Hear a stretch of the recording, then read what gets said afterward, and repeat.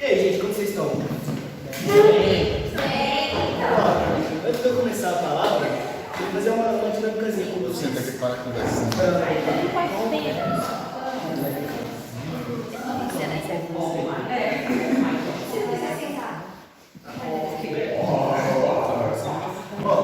A dinâmica é o seguinte, eu vou fazer uma pergunta para vocês e vocês vão responder, coisa simples. A pergunta é: se você pudesse saber uma coisa sobre o seu futuro hoje, o que escolheria saber? Começando pelo Matheus. Se você pudesse saber uma coisa sobre o seu futuro hoje, o que você escolheria? Qualquer coisa. Qualquer coisa? Você teria mais responsabilidade, autoridade. Você? Você daria rica? Você ficaria rica? Outra coisa!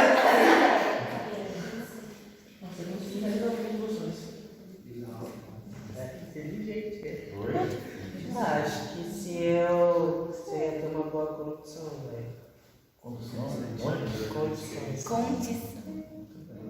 Larissa. Sabedoria. Sabedoria?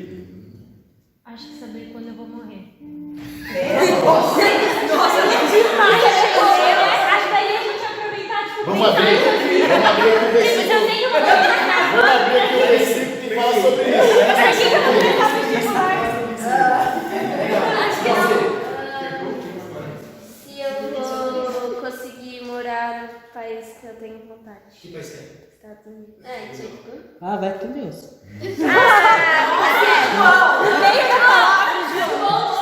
Pensa, mas tu não externa. Eu consegui ter uma. Como fala? Bolsa. Não, é uma. Não. Acho que eu consegui usar o tênis. Então é bolsa. É uma bolsa pra ir pra lá. Usando só usando o tênis, usar o tênis como profissão. Resumindo. Você? Se eu ia conseguir ter tido o emprego que eu quero e se eu ia ter uma família boa. Pode falar umas coisas? Pode. E eu sou do céu. Nossa, que crente. Eu acho que talvez saber qual que é o meu plano final de qual que é o plano de Deus pra mim e também quem vai ser o varão.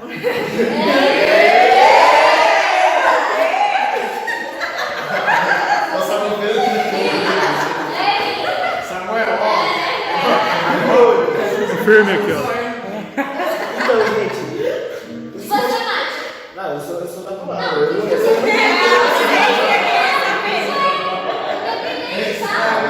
Eu tava esperando. Mas se fosse pra eu escolher uma coisa, nossa, me pegou, hein? Saber se eu conseguir construir uma família feliz, eu acho. Sofia, você falou. Não, é vocês, né? Ah, você tem o Marcelo falou. Mas o Marcelo falou. Qual que era a pergunta? Se você quer escolher uma coisa pra saber do seu futuro, agora, o que você gostaria de saber? Saber agora. Se eu ia ter um problema de saúde. Tá parecendo a Larissa. Mas, gente, é bom saber como é morrer. Eu vou dar cama, né? Antes de começar a palavra, eu só queria falar que, tipo assim, minha dicção é das melhores, né? E eu coloquei com dicção aqui embaixo, então talvez eu dê umas travadas. Só Mas vocês podem estar se perguntando, Matheus, por que você fez essa pergunta? Eu fiz essa pergunta para vocês porque eu quero falar sobre um tema que é muito recorrente atualmente, que é a ansiedade. Quem que se considera pessoa ansiosa? Levanta a mão. Quem nunca? Quem nunca? Eu mesmo, quando tava montando a palavra, eu tava pensando, meu Deus, se tudo der errado, se eu esqueci que eu tenho que falar isso. Aí eu tava com um monte de pensamento na minha cabeça, mas eu falei, vai dar certo. O título que eu dei para essa palavra foi Confiando em Deus mesmo sem saber o futuro. Muitas vezes queremos ter tudo planejado, mas a realidade mostra que o futuro é incerto. A Bíblia nos lembra que não precisamos carregar sozinhos a ansiedade sobre o que vem pela frente, porque Deus conhece nosso caminho e deseja o melhor para nós. Ou seja, esse resumo que eu coloquei aqui significa que muitas vezes quando a gente tem um pensamento, uma coisa martelando na nossa cabeça, a gente não precisa guardar isso pra gente, a gente pode compartilhar com alguém. E tem alguém que está disponível para a gente 24 horas, que é Deus. Então, a gente pode conversar com ele sobre qualquer coisa. E para isso, para falar sobre isso para vocês, eu separei 4 tópicos aqui. O primeiro é, Deus tem um plano para cada um de nós. Eu escolhi um versículo, Jeremias 29:11. Quem está com Bíblia aí? Pega a Bíblia e abre. Quem achar, fala amém. Jeremias o quê? Jeremias 29:11.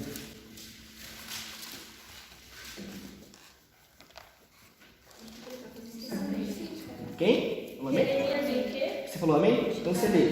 Peraí. Jeremias 29:11. A Larissa vai ler pra gente.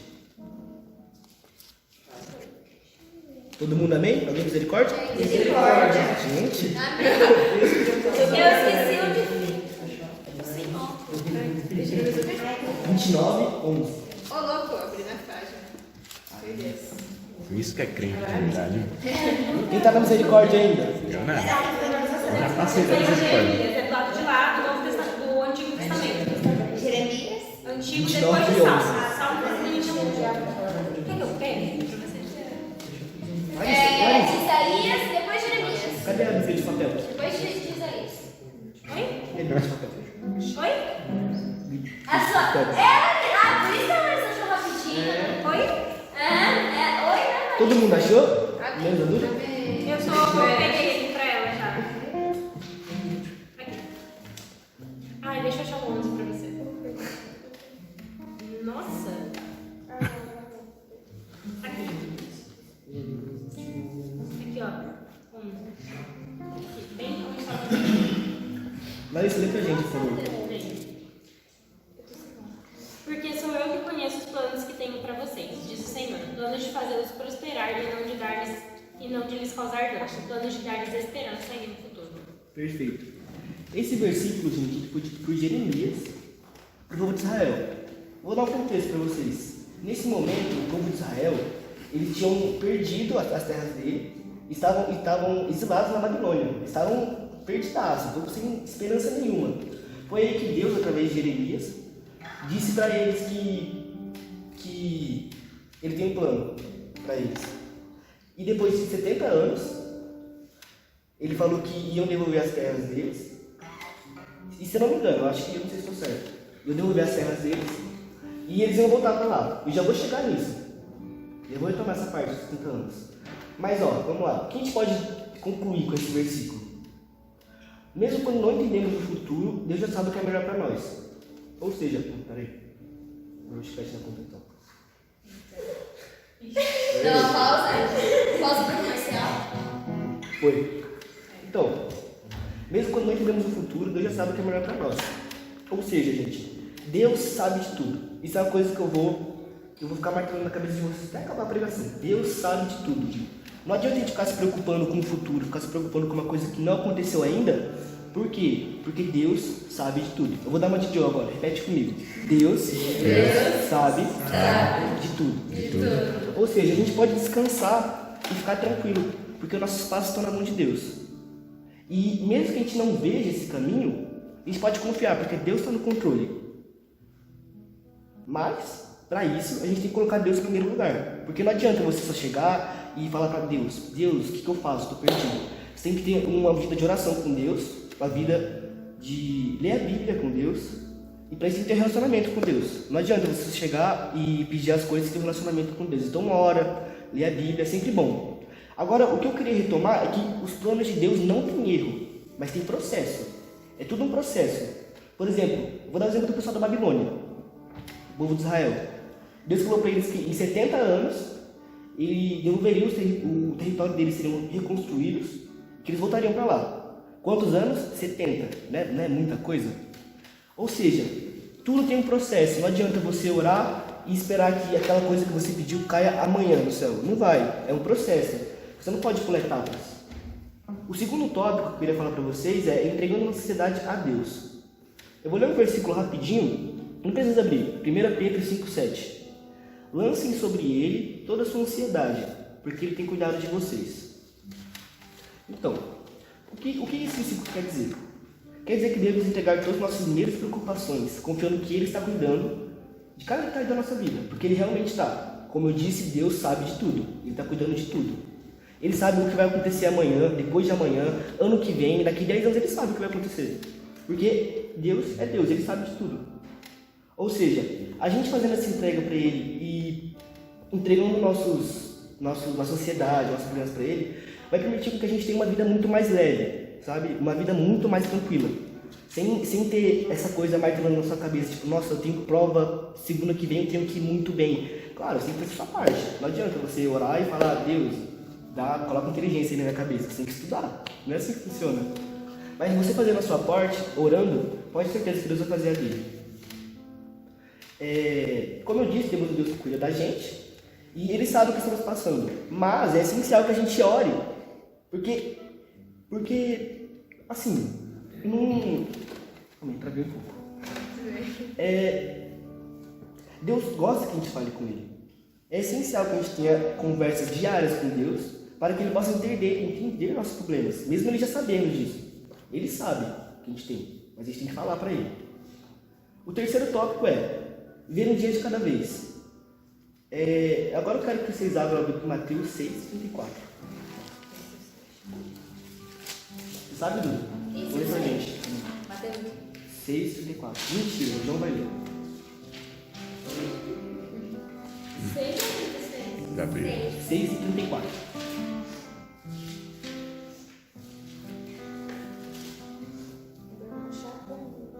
Todo mundo amém? Amém. Pode ler então, João. Não vos inquieteis, pois pelo dia de amanhã, porque o dia de amanhã cuidará de si mesmo. Basta cada dia o seu mal. É isso. Jesus disse esse versículo durante o Sermão do Monte. E o que ele quer dizer com isso? Ele quer dizer que essa preocupação excessiva que a gente tem com o futuro, de ficar martelando uma ansiedade nossa, martelando nossa cabeça, não vai adiantar nada. Tipo, eu me preocupar com o negócio que vai acontecer daqui 2 semanas não vai mudar, porque o negócio vai continuar acontecendo. Porque não é você que define isso, sim Deus. Deus define isso, não você. Ou seja, você, é o que eu falei antes, se você se preocupar com a coisa não vai adiantar nada. Você tem que entregar suas preocupações para Deus, porque Ele sabe de tudo. Deus sabe de tudo. Planejar um dia é uma coisa boa, você tem um planejamento, um cronograma, mas nem sempre vai acontecer do jeito que você planejou, e está tudo bem. Porque, querendo ou não, não é sua vontade, é a vontade de Deus. Então, o que a gente tem que fazer? A gente tem que se concentrar no dia de hoje e buscar ser a melhor versão hoje. Porque não adianta a gente, como eu falei, se preocupar com o dia de amanhã, sendo que não é a gente que controla o dia de amanhã, sim Deus. Portanto, o Senhor já está cuidando de nós, e Ele sabe tudo, como eu já falei, Ele sabe de tudo.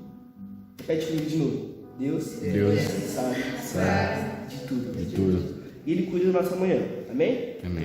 Para finalizar agora, o quarto tópico é coragem para confiar mesmo sem respostas. E esse tópico, para mim, é o principal da palavra. É o que me pega bastante, porque eu não sei vocês, mas eu já deixei de fazer muitas coisas com medo de dar errado. Não sei vocês. Eu sempre, quando eu vou começar a fazer uma coisa nova, eu fico pensando, e se isso der errado? E se acontecer alguma coisa comigo? E se não der certo? Mas a gente não precisa conhecer todos os detalhes para ter coragem de seguir em frente. Só que para a gente conseguir ter essa coragem de seguir em frente, a gente tem que ter fé em Deus, confiança, porque a fé em Deus e a confiança vai trazer uma paz interior para a gente que a gente consiga seguir em frente sem se preocupar. Porque a gente sabe como é fácil, por exemplo, eu vou investir todo o meu dinheiro no negócio sem saber que ele vai dar certo. A gente fica com medo, sabe, de dar errado. Eu vou largar tudo que eu tenho que fazer para passar na faculdade, começar a estudar, passar na faculdade. Só que a gente não sabe se a gente vai passar, a gente não sabe quais são os planos de Deus. Então, isso traz uma insegurança pra gente. Mas, se a gente tiver fé em Deus e coragem, a gente consegue superar isso. E agora, para finalizar, eu escrevi essa conclusão bem rapidinha que diz: confiar em Deus sem saber o futuro é desafiador. Mesmo quando tudo parece incerto, Ele conhece o nosso caminho e tem um plano perfeito. Podemos entregar a Ele nossos medos e preocupações, vivendo o dia de cada vez, sabendo que Ele nunca nos abandona. Confiar em Deus transforma a ansiedade em paz, medo em coragem, incerteza em esperança. É isso, gente.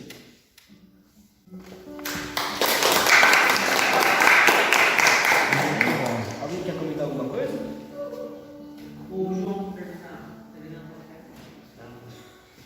Não, eu não.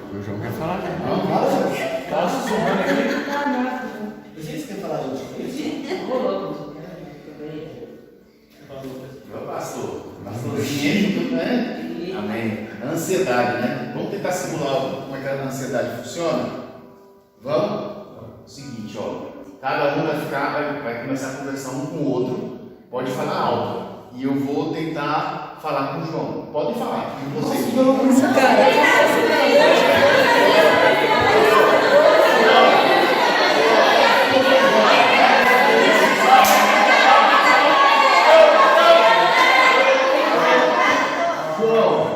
me ouviu agora?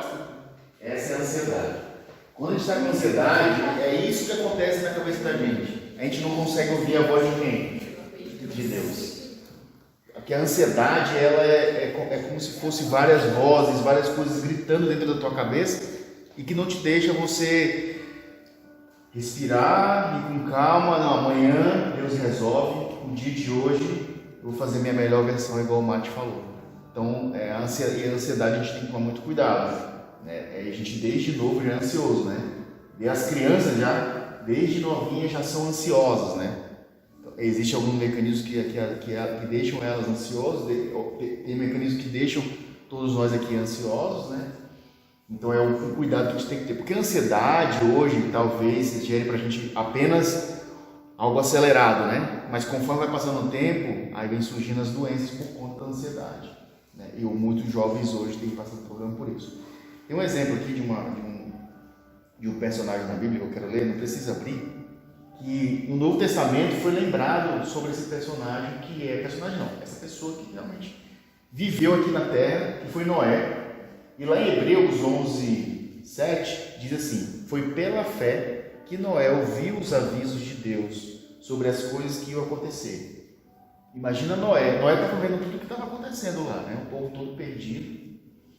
Era muito fácil para Noé e sua família se misturar, porque imagina a gente vivendo numa cidade de 1 milhão de pessoas, 999 mil pessoas estão na perdição, e apenas uma família, ou menos que isso, né, era a única que estava ali realmente obediente a Deus, que era Noé, né?